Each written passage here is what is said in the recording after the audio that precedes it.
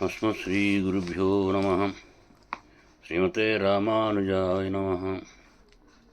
कृष्णं वन्दे जगद्गुरुम्। मौलिमालामिळन्मत्तभृङ्गीलताभीत भीतप्रिया विभ्रमालिङ्गितः स्रस्तगोपीकुचाभोगसम्मेलितः संजगौ वेणुना देवकीनन्दनः। चारुचामीकराभासभामा विभुर्वैजयन्ती लतावासि तोरहस्थलः नन्दबृन्दावने वासिता मज्जगः संजगौ वेणुना देवकीनन्दनः। శ్రీమన్మహాభారతం ఆది పర్వం శకుంతలోపాఖ్యానం.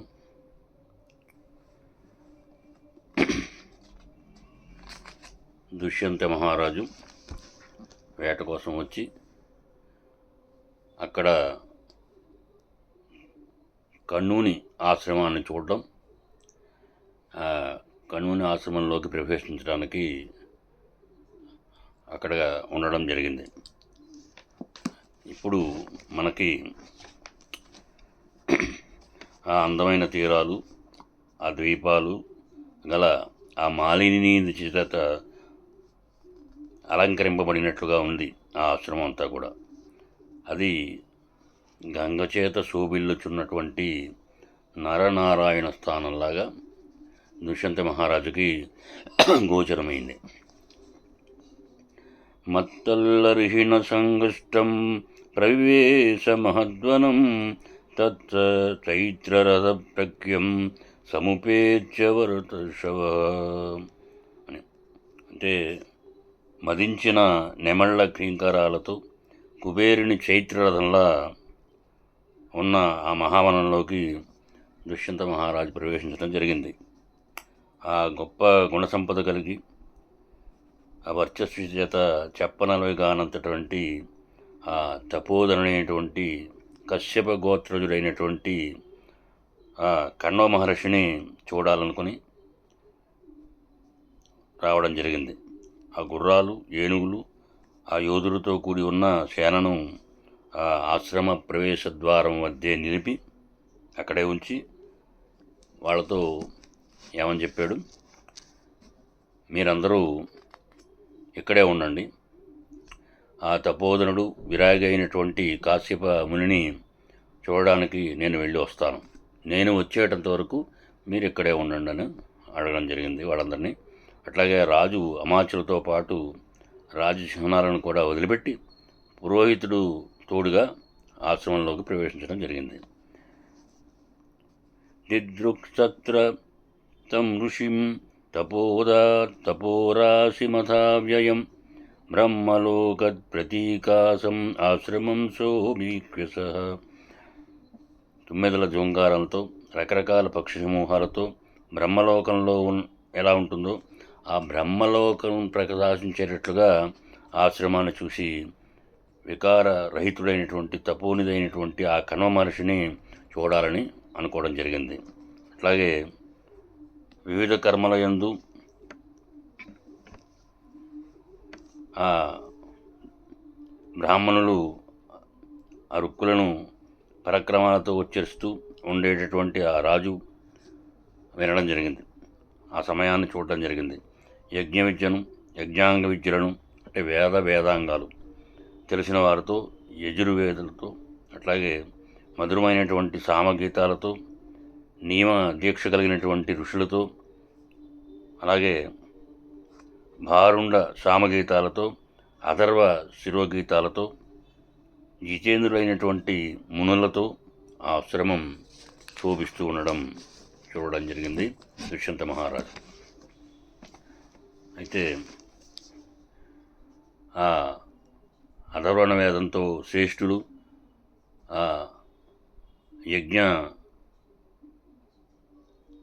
గానం, అలాగే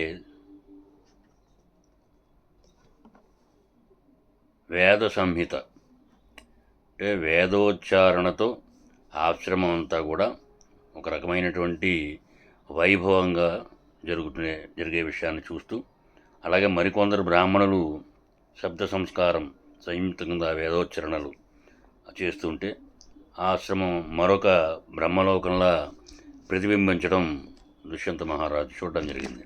అట్లాగే యజ్ఞవేదికలు ఏర్పాటు చేయడం తెలిసిన వారు, అలాగే క్రమంలో శిక్షణ ఇవ్వడంలో నేర్పరులు, న్యాయం, తత్వం, ఆత్మవిజ్ఞానం అట్లాగే కలిసిన మొత్తం ఎవరైతే ఈ వేదులు ఎవరైతే ఉన్నారో వాళ్ళందరూ కూడా మంచి నేర్పరులు, విశేష కార్యాలు తెలిసిన వారై ఉండడం, మోక్షధర్మం పట్ల ఆసక్తి కలవారై ఉండడం, అలాగే విషయ ప్రతిపాద్యమైనటువంటి ఆక్షేపం, సిద్ధాంతం, పరమార్థం తెలిసిన వారవడం, వ్యాకరణం, ఛందస్సు, నిరుక్తం, జ్యోతిషా గ్రంథాలను తెలిసిన వారవడం, అలాగే పక్షులు, వానరాలు, అరుపులు తెలిసిన వారవడం, పెద్ద పెద్ద గ్రంథాలను వ్యాఖ్యానాలు కలిగిన ఉండడం, అనేక శాస్త్రాలలో పండితులు, లోకులు రంజింపచేసేటటువంటి వారిగా ఉండడం, అవన్నీ కూడా ఈయన వాళ్ళు పలికే మాటలను బట్టి ఈయన వినడం జరిగింది. అట్లాగే శత్రు వీరులను సంహరించే దుష్యంతుడు ఆయా ప్రదేశాలతో కఠోర నియమాలను పాటించే జపహోమాది తత్పరులైనటువంటి విప్రులను చూడడం జరిగింది. ఆ రాజు ప్రయత్నపూర్వకంగా తయారు చేసినటువంటి విచిత్రాలైనటువంటి అందమైనటువంటి ఆసనాలను చూసి ఆశ్చర్యపోవడం కూడా జరిగింది. అయితే అక్కడున్న దేవగృహాలలో బ్రాహ్మణులు చేసినటువంటి పూజలు చూసి తాము బ్రహ్మలోకంలో ఉన్నట్లుగా అందరూ భావించడం జరిగింది. అలాగే అతడు కూడా ఆ విధంగా భావించడం జరిగింది. కశ్యప వంశజుడైనటువంటి కణ్వ మహర్షి తపస్సులచే రక్షింపబడుతూ తపోవన లక్షణాలన్నిటితో నిండినటువంటి ఆశ్రమాన్ని చూస్తూ దుష్యంతునికి తృప్తి కలగలే. ఎందుకంటే మహావ్రతులు, తపోధనులు అయినటువంటి ఋషులతో కూడి మిక్కిలి మనోహరంగా, అలాగే మంగళకరంగా, ఏకాంతంగా ఉన్నటువంటి ఆ కాశ్యపుని ఆశ్రమంలో పురోహితులతో కలిసి దుష్యంతుడు ప్రవేశించడం జరిగింది. ఇది శ్రీ మహాభారతంలో ఆది పర్వంలో సంభవ పర్వం అనే ఉపపర్వంలో శకుంతలోపాఖ్యానంలో 70వ పాసురం 70వ అధ్యాయం మనకి తెలుస్తోంది. అలాగే 71వ అధ్యాయంలో దుష్యంత మహారాజు శకుంతలతో సంభాషించడం మనం దీంట్లో గోచరమవుతుంది. వైశంపాయనుడు ఈ రకంగా చెప్తున్నాడు. ఇంకా తతో గచ్చన్మహాబాహు ఏకో మాత్యాన్ విశక్ష్యదాన్ ఆపశ్యదాశ్రమే తస్మిన్ తం ఋషిం సంసితవ్రతం అని. అంటే తర్వాత దుష్యంతుడు అమాత్యులను విడిచిపెట్టి తానొక్కడే ఆశ్రమంలోకి వెళ్ళడం జరిగింది. అక్కడ నియమనిష్ఠుడైనటువంటి కణ్వ మహర్షి అతనికి కనబడలే. ఆ ఋషి కనబడకపోవడంతో ఆశ్రమం శూన్యమైందిగా భావించి ఇక్కడ ఎవరున్నారు అని బిగ్గరగా అడగడం జరిగింది. అయితే వెంటనే ఆ ధ్వని విని లక్ష్మీదేవి వంటి రూపంతో ఉన్నటువంటి తాపసీ వేషంలో ఉన్న ఒక కన్య ఆశ్రమం నుండి వెలుపలికి రావడం జరిగింది. అయితే ఆ నల్లని కనులతో ఆమె రాజును చూసి ఆ అభ్యాగతుడైనటువంటి ఆ రాజు పూజింపదగిన వాడిని గ్రహించి ఆమె నియమాన్ని పాటించేది, అట్లాగే ఆచారాలు కలిగింది కాబట్టి, శుభలక్షణాలు కలిగింది కాబట్టి, విశాల నేత్రుడు, ఉన్నత పక్షం, అంగసౌష్ఠవం కలిగిన వాడు, సింహభుజుడు, దీర్ఘ బాహువు, పూజ్యుడు అయిన రాజుతో ఆమె స్పష్టంగా మధురంగా ఇలా పలకడం జరిగింది. నీకు స్వాగతం అని పలికి వెంటనే అతనిని గౌరవించడం జరిగింది. ఆమె ఆ రాజును అర్ఘ్యపాద్య ఆసనాలతోటి గౌరవించి ఆరోగ్యాన్ని, కుశలాన్ని అడగడం జరిగింది. యథావిధిగా పూజించి కుశల ప్రశ్నలు అడిగి సిగ్గుపడుతున్న దానివలే మీ కొరకు నేను ఏమి చేయగలను అని అడిగింది. ఆశ్రమానికి వచ్చి నీవేమి చేయగోరమన్నావు? మంగళప్రదమైనటువంటి మహర్షి ఆశ్రమానికి వచ్చిన నీవెవరు అని అడిగింది. అడిగేటప్పటికీ పిమ్మట యథావిధిగా గౌరవింపబడిన రాజు తీయగా మాట్లాడే అందమైనటువంటి ఆ సుందరిని ఈ విధంగా పలకడం జరిగింది. దుష్యంత ఇతి మే పత్యం పుష్కరలోచనే ఆగతోహం మహాభాగం ఋషిం కన్వముపాసితం క్వగతో భగవాన్ భద్రే తన్మమాచక్ష శోభనే అని. దుష్యంతుడు ఆవిడ్ని, ఓ కమలలోచన, నేను ఇలీలుడు అనేటటువంటి మహాత్ముడైనటువంటి రాజర్షి కుమారుడును. నా పేరు దుష్యంతుడు. ఇది సత్యం. పూజ్యుడగు కన్వ మహర్షిని ఉపాసించడానికి వచ్చాను. పూజ్యుడగు ఆ మహర్షి ఎక్కడికి వెళ్ళాడు, ఆ విషయం నాకు చెప్పవలసింది అని ఆయన అడగడం జరిగింది. శకుంతల ఈ విధంగా చెప్తోంది. పూజ్యుడైనటువంటి నా తండ్రి ఫలాల కోసం ఆశ్రమం నుండి బయటకు వెళ్ళడం జరిగింది. ముహూర్తకాలం నిరీక్షిస్తే ఆయన రావడం మీరు చూడవచ్చు అని చెప్పింది. అయితే ఇప్పుడు వైశంపాయనుడు ఈ విధంగా చెప్తున్నాడు. ఋషి కనబడకపోవడం వల్ల, ఆమె ఆ విధంగా చెప్పడం వల్ల చక్కని శరీర సౌష్ఠవం కలిగినటువంటి అందమైనటువంటి చిరునవ్వు, అలాగే తపస్సు, ఇంద్రియ నిగ్రహం కలిగినటువంటి రూప యవ్వన సంపదలు కలిగినటువంటి ఆమెను చూసి రాజు ఈ విధంగా అనడం జరిగింది. సుందరి, నీవెవరు? ఎవరి కూతురు? ఈ వనానికి ఎందుకు వచ్చావు? ఇంత చక్కటి రూపంలో ఉన్న నీవు ఇక్కడకు ఎలా వచ్చావు అని అడగడం జరిగింది. అయితే చూపుతోనే నీవు నా మనస్సును హరించావు. నీవెవరవో తెలుసుకోవాలనుకుంటున్నాను, చెప్పవలసింది అని దుష్యంత మహారాజు ఆ శకుంతలను అడగడం జరిగింది. అట్లాగే సుందరి, నా మాట విను. నేను ఊరు అనే రాజవంశంలో జన్మించిన వాడిని. ఇప్పుడే నేను నిన్ను వరిస్తున్నాను. క్షత్రియ స్త్రీ కాని వారి పట్ల నా మనసెప్పుడూ ప్రవర్తింపదు. ఋషిపుత్రికల విషయంలో కానీ, సవర్ణులు కానీ, స్త్రీల విషయంలో కానీ నా మనసు పోదు. మధుర భాషని నీయందే నా మనసు లగ్నమైంది. తెలుసుకో, నా మనస్సు విప్రస్త్రీ విషయంలో ప్రవర్తింపదు. నేను నిన్ను సేవిస్తున్నాను, నీ భక్తుడను. నన్ను నీవు సేవింపదగిన దానవు. విశాలాక్షి, నా రాజ్యమును అనుభవించి నాతో, నా ఆలోచనతో నువ్వు ఉండవలసింది. మరో ఆలోచన నీకు అక్కర్లేదు అని చెప్పడం జరిగింది. ఆశ్రమంలో అలా ఆ రాజు పలుకగా ఆమె నవ్వుతూ మధుర అక్షరాలతోటి ఈ విధంగా పలకడం జరిగింది. కన్వస్యాహం భగవతః దుష్యంత దుహిత మత తపస్వినో ధృతశ్రుత ధర్మజ్ఞస్య మహాత్మనః అని. అంటే దుష్యంత, నేను పూజ్యుడు, తపస్వి, ధృతవంతుడు, ధర్మజ్ఞుడు, మహాత్ముడు అయినటువంటి కణ్వుని కూతురిని. రాజా, నేను స్వతంత్రురాలను కాను. కాశ్యపుడు నా తండ్రి, గురువు కూడా.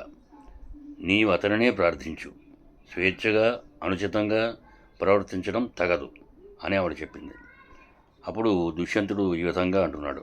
మహాభాగా, ఉద్ధరేతసుడు, లోక పూజితుడు, పూజ్యుడు అయినటువంటి ఆ కణ్వ మహర్షి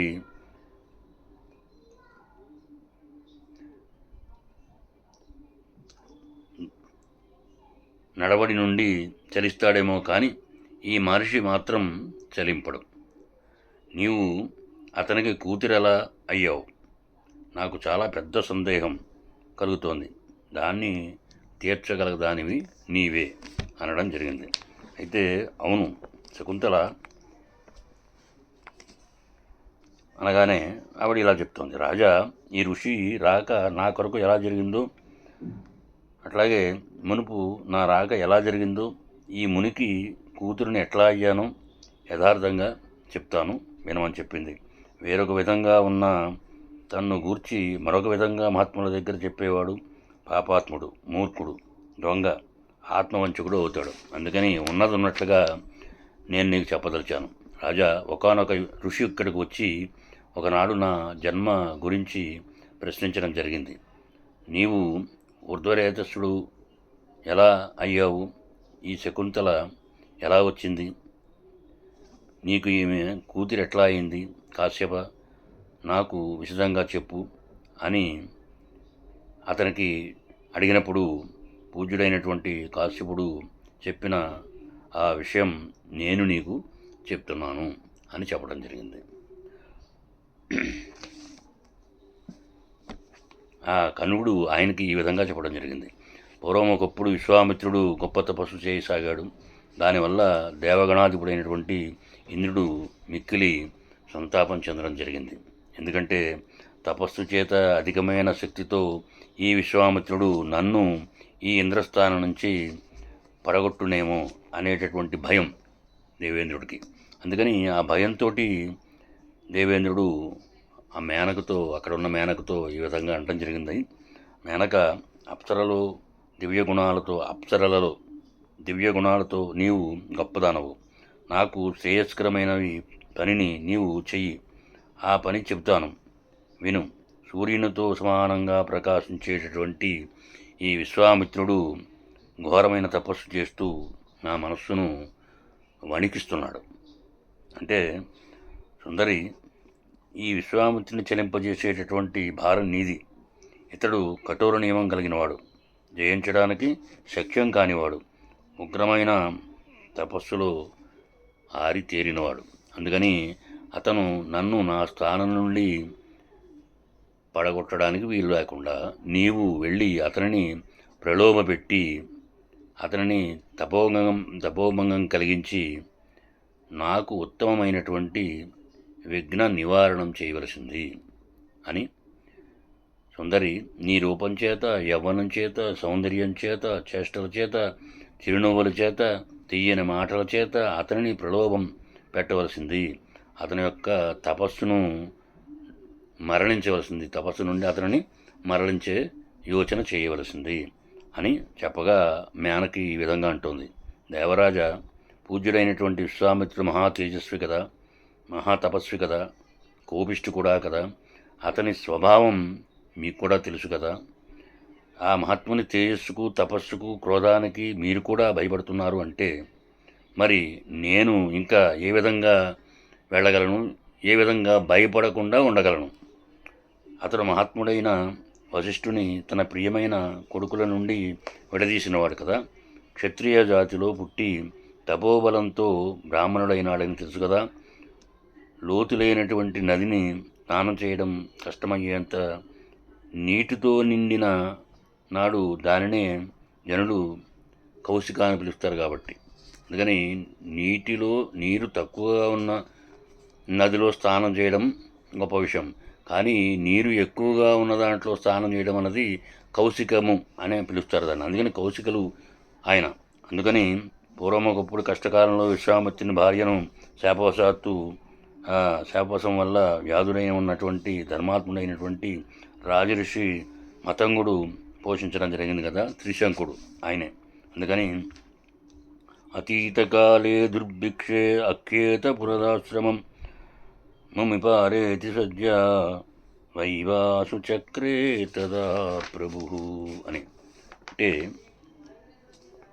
ఆ దుర్నిరీక్ష కాలం గడిచిన తర్వాత ఆ మతంగ మహర్షి మళ్ళీ విశ్వామిత్రుని ఆశ్రమానికి వచ్చి అతనికి కౌశికీ నది పేరు పెట్టడం జరిగింది. అందుకని సురేశ్వర, మతంగుడు చేసినటువంటి ఉపకారానికి ప్రీతి నొందినటువంటి విశ్వామిత్రుడు తాను స్వయంగా అతనిచే యజ్ఞం చేయించడం జరిగింది. ఆ యజ్ఞంలో అతనికి భయపడి నీవు కూడా సోమపానం చేయడం జరిగింది కదా అని. అట్లాగే అప్పుడు నువ్వు కూడా వెళ్ళావు కదా ఆ యజ్ఞానికి. క్రుద్ధుడైనటువంటి విశ్వామిత్రుడు నక్షత్ర సంపదతో వేరే లోకాన్ని సృష్టించడం జరిగింది కదా. ప్రతిశ్రవణం నక్షత్రాలను కూడా చేశాడు కదా. గురుశాపం తగిలిన త్రిశంకునకు శరణమివ్వడం జరిగింది కదా. అందుకని రక్షణ కల్పించడం జరిగింది కదా. మరి రాజర్షి తన కౌశికుడు బ్రహ్మర్షి శాపాన్ని ఎలాగా విడిపిస్తాడు అని దేవతల యజ్ఞంలో హవ్యాలను తిరస్కరించి వాణిని నాశనం చేయడం జరిగింది కదా.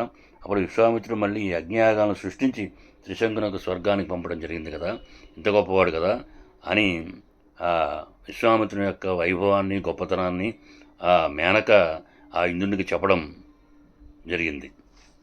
మిగిలిన విషయాలు మనం ముందు ముందు అన్వయం చేసుకోవడానికి ప్రయత్నం చేద్దాం. కృష్ణం వందే జగద్గురు.